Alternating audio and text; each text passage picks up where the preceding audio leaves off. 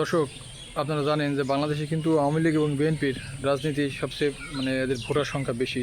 অনেকে মনে করেন বিএনপি আওয়ামী লীগ বিএনপি এদেরই এই দুই দলের কিন্তু কঠিন একটা বাহিনী রয়েছে বলতে পারেন। সারা বাংলাদেশ জুড়ে এদের ইউনিট রয়েছে, কমিটি রয়েছে। তো আওয়ামী লীগের যেহেতু এখন পতন হয়েছে, দীর্ঘদিন ক্ষমতায় ছিল, জোর জুলুম করে নির্বাচন ছাড়া মানুষের ভোটাধিকার থেকে বঞ্চিত করেছে।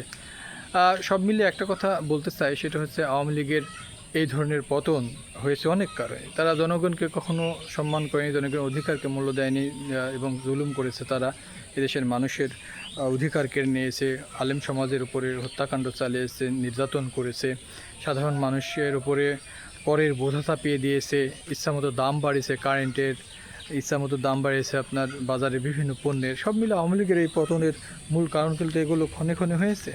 এবং যখন তত্ত্বাবধায়ক সরকার বাতিল হয়ে গেল, তখন থেকেই কিন্তু আরও বিএনপি সহ যারা রাজনৈতিক দল করেন, জামাত বা বড় বড় যারা ছিলেন, তারা কিন্তু আন্দোলন করছিলেন। এবং এতে বিএনপি জামাতের অসংখ্য মানুষকে গুম করা হয়েছে, মেরে ফেলা হয়েছে, তারা লক্ষ লক্ষ মামলার শিকার হয়েছে। তা আওয়ামী লীগের পতনের এগুলো কিন্তু মূল কারণ, এগুলো দিনে দিনে তৈরি হয়, ঠিক আছে। পরে যখন এদেশের মানুষ আস্তে আস্তে বিশ্বাস করলো যে আওয়ামী লীগই ক্ষমতায় থাকবে, হয়তো এদেরকে নামাতে পারবে না। আমি নিজে সাক্ষী, আমার সামনে অনেক মানুষ বলেছে যে আওয়ামী লীগকে 100 বছরের নিচে 100 বছর পর্যন্ত থাকবে, শেখ হাসিনা যতদিন বাঁচবে ততদিন থাকবে, এরকমভাবে অনেকেই মন্তব্য করেছে। কিন্তু আল্লাহ সুবহানাহু ওয়া তাআলা তিনি ভবিষ্যৎ জানেন, এটা আমি বিশ্বাস করি। এবং আমি নিজেই অনেককে ব্যক্তিগতভাবে বলেছি যে আওয়ামী লীগ থাকবে কি থাকবে না সেটা সময় বলবে। পৃথিবীতে কোনো কিছু স্থায়ী না। মহান আল্লাহ আমাদের সকলকে এ ব্যাপারে আরও সচেতন হওয়ার তৌফিক দান করুক। কিন্তু আওয়ামী লীগের পতনের যে মূল বিষয় নিয়ে আমি আলোচনা করছি, সেটা হচ্ছে আওয়ামী লীগ মানুষের অধিকার কেড়ে নিয়েছে, নির্যাতন করেছে, জুলুম করেছে, স্বৈরাচারী হয়েছে দিনে দিনে, এবং আইন আদালত সব কিছু তারা নিজেদের মতো করে চালিয়েছিল।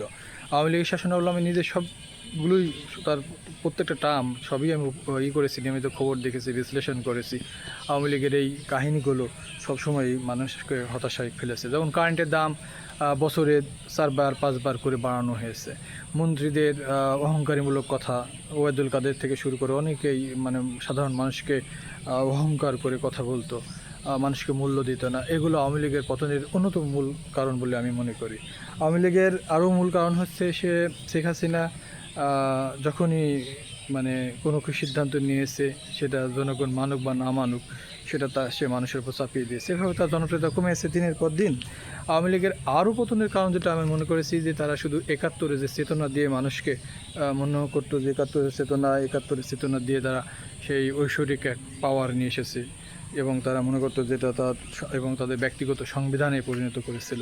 এসব ব্যাপারগুলো মানুষের মধ্যে খুব খারাপ দিকগুলো উঠে আসে, এবং মানুষ যখন ভোট দিতে পারলো না, দিনের পর দিন বিএনপি জামাত তারা মার খেয়ে খেয়ে আন্দোলনে, বহু আন্দোলন, কি দিনের পর দিন আন্দোলন, মামলা হামলা, বিএনপি যত ত্যাগ স্বীকার করেছে, এগুলো বলা আমার মতো মানুষ, আমার ভাষা নেই। কিন্তু এগুলো কেউ যদি অস্বীকার করে, আমি মনে করব সে পাগল, নালে তার এই বাংলাদেশ সম্পর্কে তার কোনো ধারণা নেই। এই আন্দোলনে যে সফল হলো জুলাই আন্দোলন, যেখানে ছাত্র জনতা এবং এভাবে বলা হয়, কিন্তু রাজনৈতিক দলের ভূমিকা অনেক। আমি নিজে দেখেছি যখন সব ছাত্র জনতারা চুপ মেরে গেল, আন্দোলন কোণঠাসা হয়ে গেছে। বিএনপি জামাত এরাই কিন্তু আন্দোলনকে লিড দিয়েছে, বক্তব্য বিবৃতি অনেক সময় কৌশলেও দিয়েছে, কিন্তু এগুলো অনেকেই অন্যভাবে বিশ্লেষণ করে। কিন্তু মাঠের রাজনীতি বোঝা অত্যন্ত কঠিন, মাঠের রাজপথের আন্দোলন বোঝা অত্যন্ত কঠিন।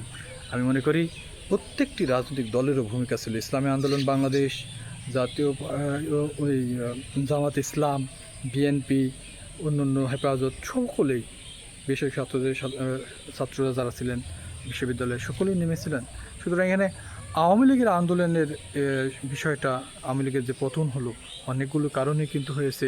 ধীরে ধীরে ক্ষণে ক্ষণে বাধা বেঁধেছে, বা তাদের এই আওয়ামী লীগের পতনের যে সাইরেন বেজে উঠেছিল, সেটা ধীরে ধীরেই কিন্তু গড়ে উঠেছিল। কিন্তু অনেক মানুষ এটাকে অন্যভাবে বাইপাস করে, মনে করে দেশটা শুধু তাদেরই আন্দোলন। হয়তো 1 মাসে আন্দোলন কিছুই হয় না বন্ধু। বাংলাদেশের এই আন্দোলনের সফলতার পেছনে অনেক গল্প। রাজনৈতিক দলগুলোকে অবশ্যই ক্রেডিট দিতে হবে।